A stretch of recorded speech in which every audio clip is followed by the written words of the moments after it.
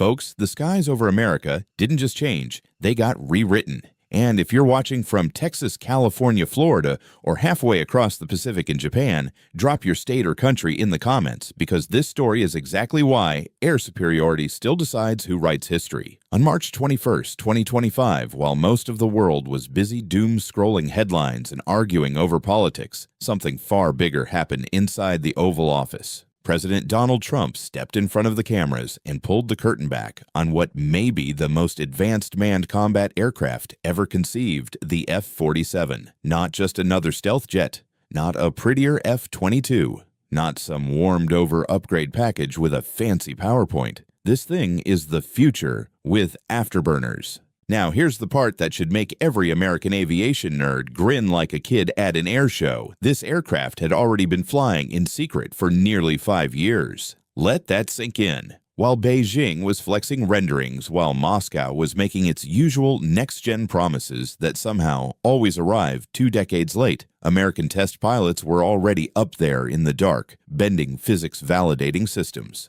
and stress-testing concepts our rivals probably still think belong in science fiction. That's the kind of plot twist the Pentagon loves show nothing, say nothing, then suddenly reveal you've been living in 2035, while everyone else is stuck in 2025. And this is where the F-47 story gets deliciously strategic. China has been eager to parade its J-20 fleet and tease the mysterious J-36 concept as proof that the balance of power is shifting. Russia, meanwhile, keeps talking about sixth-generation ambitions while still struggling to sustain legacy fleets under wartime pressure. But what neither side expected was that America had already been building the answer in silence. Not a reaction, not a panic move. A fully matured response years in the making. That's not catching up, that's setting the pace. So, let me ask you this. If you were the commander responsible for U.S. air dominance in the Pacific, would you rather invest in one breakthrough platform that changes the chessboard or spread the money across dozens of safer, less revolutionary jets?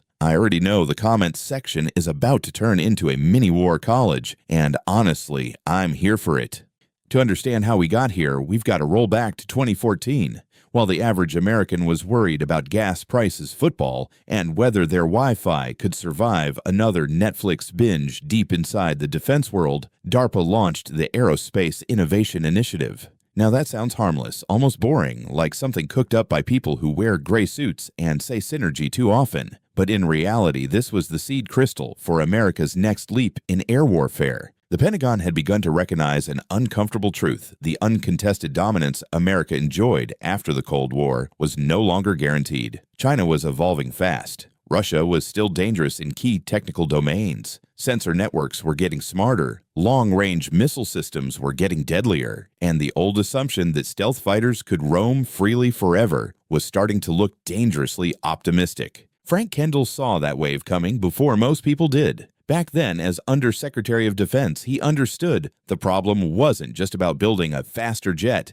It was about building a new ecosystem of survivability range, adaptability, and decision speed. In plain English, whoever sees first, thinks first, and strikes first wins. So the wheels started turning on what would eventually become the most consequential fighter development effort in modern history. But here's the fun part. They didn't do it in public. For years, Boeing and Lockheed Martin were quietly assembling experimental aircraft behind layers of classification thick enough to make conspiracy forms explode. These weren't mock-ups, not museum shells, not fake demonstrators rolled out for congressional selfies. These were real aircraft with real flight hours. One flew in 2019, another in 2022.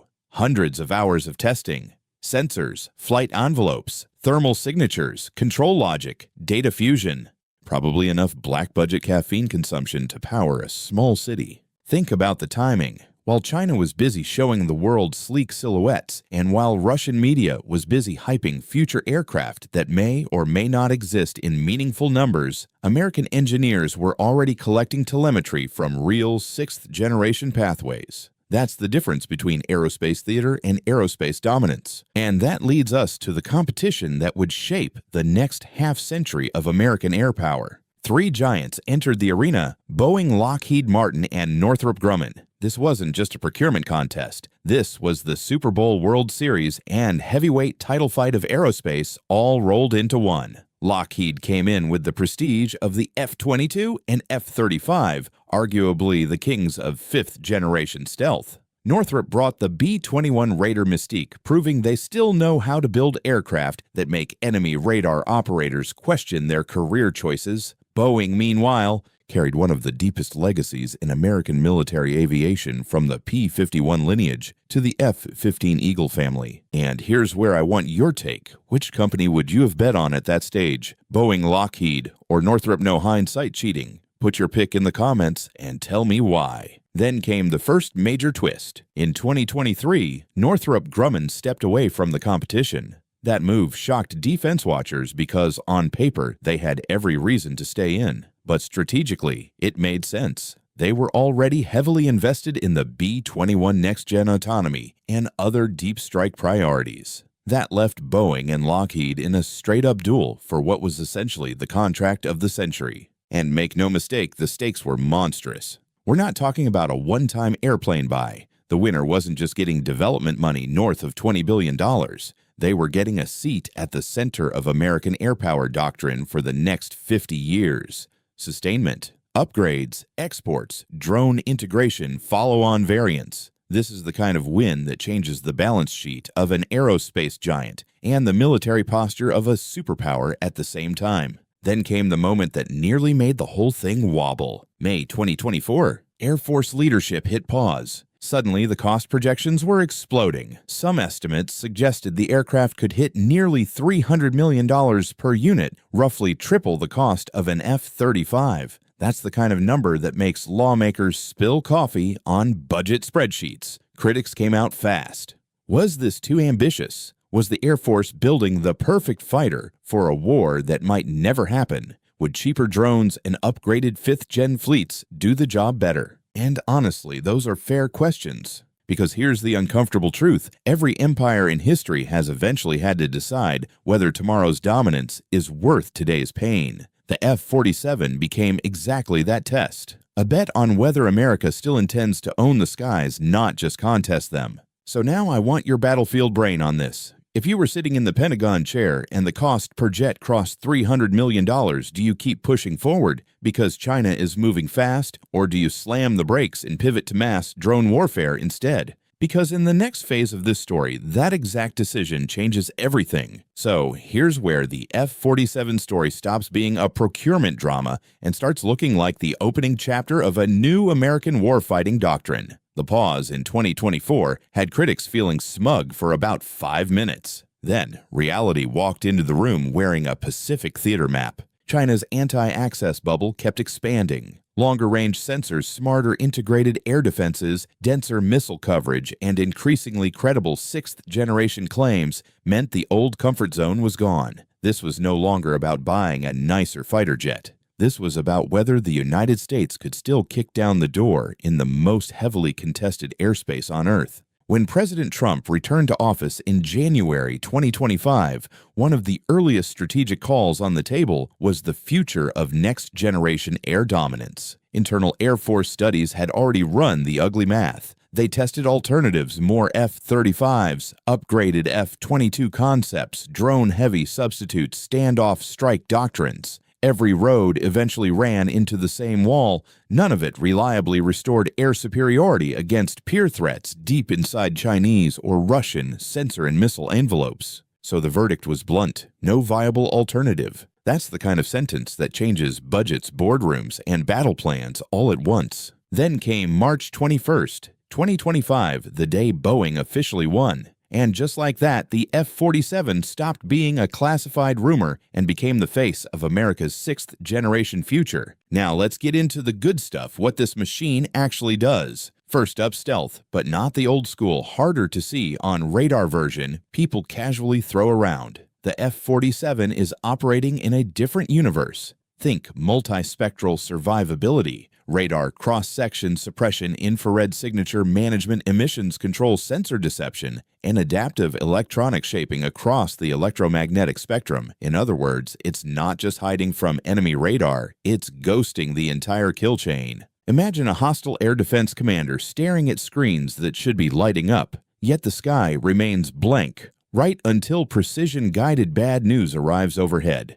That's the promise here. The F-22 made stealth elite.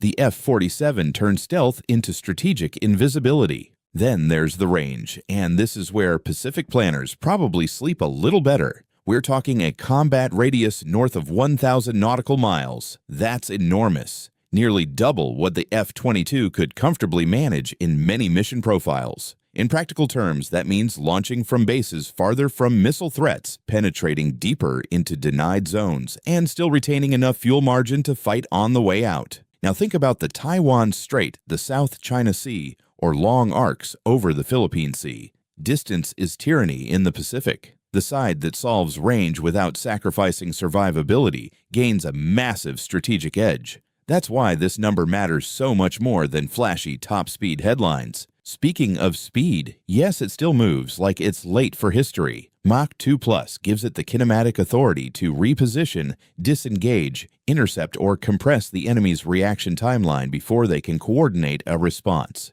But the real revolution isn't speed or stealth, it's command. The F-47 isn't just a fighter, it's the airborne quarterback of a distributed kill web. This is where things go full Mr. PiP, sci-fi with a budget. Each aircraft is expected to control multiple AI-enabled collaborative combat aircraft drone wingmen that aren't simple followers but intelligent extensions of the mission package. Think of them as extra sets of eyes, missiles, decoys, jammers, and sacrificial shields all networked into one tactical brain.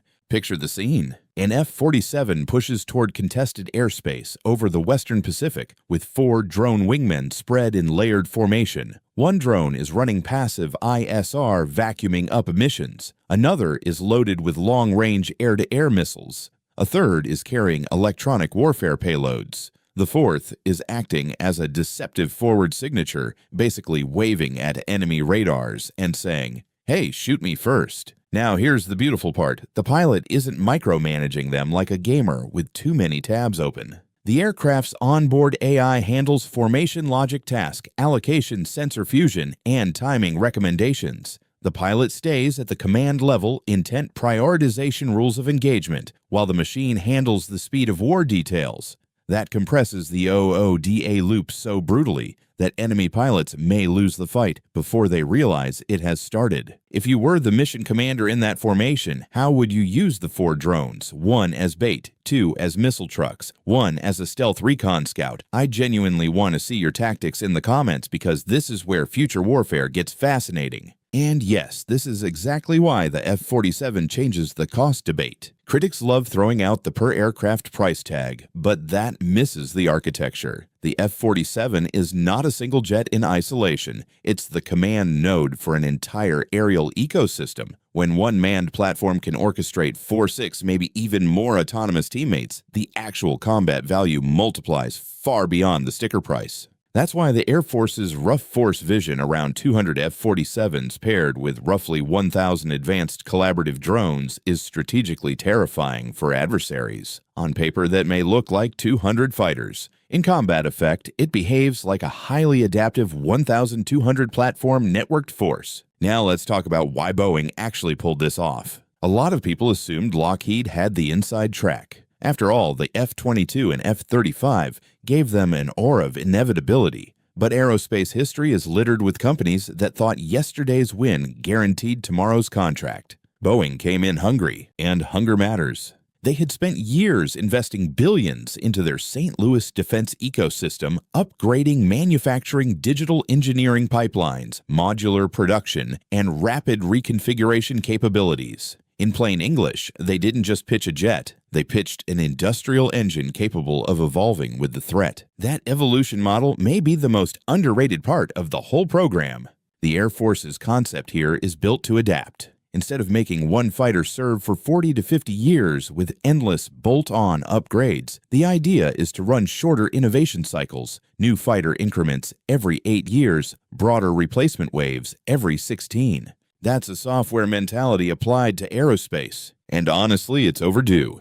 Threat environments now evolve faster than the Cold War acquisition mindset can tolerate. By the time a legacy fighter gets its fifth major block upgrade, the threat it was built to defeat may already be obsolete. The F-47 ecosystem is designed to avoid exactly that trap. Now let me throw a big picture question at you. What do you think America unveils next after the F-47 fully enters service? More autonomous wingmen, a hypersonic ISR aircraft like the rumored SR-72, a naval 6th-gen beast for carrier groups. Drop your prediction because the next reveal may already be flying somewhere nobody's allowed to talk about. And then came the global signal effect. The moment the F-47 became public, every military planner in Beijing had to recalculate assumptions. Their J-36 videos suddenly looked less like dominance and more like a race they might already be trailing. Because here's the difference. Sleek silhouettes are easy systems. Integration is hard.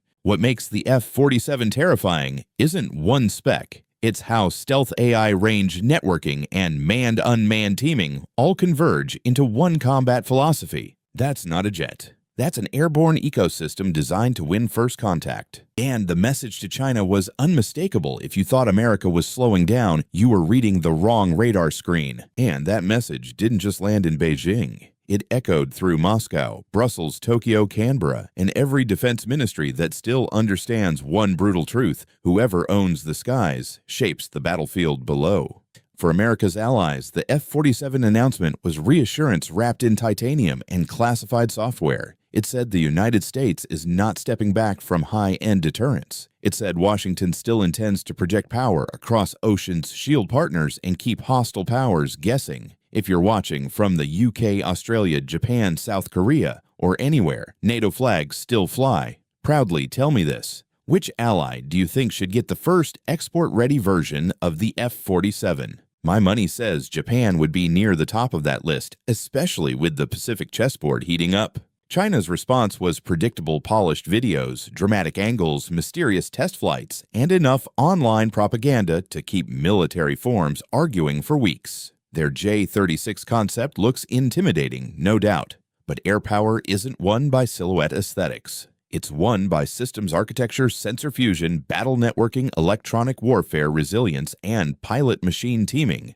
That's where the F-47 appears to be operating on another level. And, let's be honest, China has made enormous strides, but much of its aerospace momentum has historically leaned on reverse engineering, foreign technology acquisition, and accelerated replication cycles. The F-47 feels different because it reflects a distinctly American strength, integrating frontier software, elite pilot doctrine, aerospace manufacturing depth, and black budget experimentation into one coherent warfighting machine. Russia, meanwhile, has a different problem. Their rhetoric on sixth-generation aviation still sounds bold, but recent conflicts have exposed a harsh reality gap between stated capability and sustained force generation. Advanced concepts are impressive in a briefing room. Keeping them mission-capable under pressure is where great powers separate themselves from PowerPoint powers. But the F-47 story is bigger than geopolitics. This thing is also a monster industrial story. Boeing's St. Louis facility is becoming one of the most strategically important manufacturing hubs in the American defense economy. Billions in upgrades, next-gen tooling, digital twin workflows, advanced materials integration, modular assembly. This isn't just about building jets. It's about rebuilding America's ability to produce aerospace dominance at scale. That means jobs. High-end engineering jobs. Precision manufacturing jobs. AI systems integration, materials science, sensor packages, propulsion refinement, supply chain resilience. The kind of industrial revitalization that keeps strategic know-how inside the United States instead of letting it drift offshore. And here's the underappreciated strategic bonus competition. For too long, Lockheed Martin has held the center of gravity in fighter production. The F-47 contract restores balance by ensuring America maintains multiple elite aerospace primes capable of building top-tier combat aircraft. That redundancy matters. Competition forces innovation. Innovation lowers stagnation risk. And stagnation in military terms is just a polite word for future defeat. Now let's hit the controversy head-on, because this is where the comment section usually turns into a Pentagon budget hearing. Yes, The aircraft may cost somewhere in the $200 to $300 million range per unit. That's a staggering number. Enough to make taxpayers, lawmakers, and defense analysts all ask the same question: is any fighter jet really worth that much? Short answer: if it guarantees air superiority in the first 72 hours of a Pacific war, absolutely, because the wrong comparison is one F-47 versus 3 cheaper jets. The right comparison is this: what is the cost of losing control of the air over Taiwan, the South China Sea, Eastern Europe, or the Gulf once hostile air defenses and enemy fighters locked down a theater? Every naval group, logistics chain, bomber route, and ground maneuver unit beneath that airspace becomes exponentially more vulnerable. Air superiority isn't a luxury item. It's the foundation every other branch quietly depends on. And remember, the F-47 isn't fighting alone. Its value comes from acting as the center of a larger combat web. AI wingmen, distributed sensors, decoys, stand-in jammers, and long-range weapons, all coordinated through one decision architecture. So while the unit price looks eye-watering, the delivered combat effect per package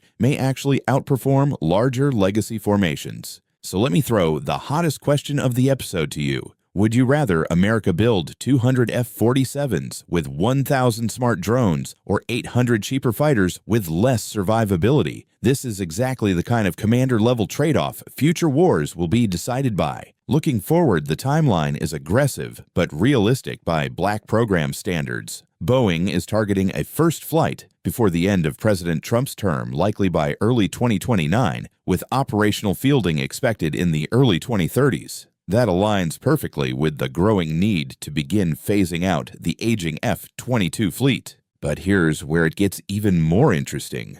The F-47 may only be increment 1. That phrase should make every military technology enthusiast sit up straight. Because if this is only the first family member in a next-generation air dominance ecosystem, then what follows could include specialized variants optimized for deep strike autonomous control, ISR dominance electronic warfare, or even loyal wingman command at much larger scales. In other words, this may not be one jet program. It may be the opening move in an entire dynasty of 6th-generation systems.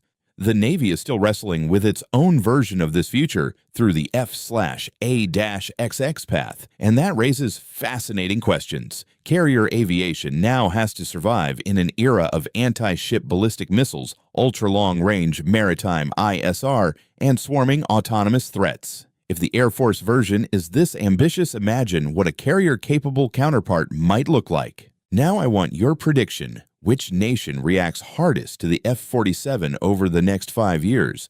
China, Russia, or Iran? Personally, China feels like the obvious strategic answer, but Iran could become the surprise case if the export ecosystem and regional basing posture evolve around this platform. At the strategic level, the F-47 is really America making a declaration. The United States is saying it will not surrender control of the air domain, not in the Pacific, not in Europe. Not anywhere that deterrence depends on visible overmatch. That matters because global stability often rests less on actual war than on the certainty that war would fail. The stronger the American edge in the air, the less likely rivals are to test the line. And that brings us to the heart of the Mr. PiP. Truth, the F-47 isn't just a machine. It's doctrine, deterrence, industry, and national will fused into one shape that may never appear on enemy radar until it's far too late. When the first operational F-47 squadron takes the skies, it won't simply replace the F-22. It will mark the official arrival of manned-unmanned 6th-generation warfare as the new standard. America won't just be flying faster. It'll be deciding faster, seeing faster, killing chains faster, adapting faster. That's what wins modern wars, and that's why the F-47 may go down as the aircraft that ensured America never had to fight for air superiority from a position of doubt. So,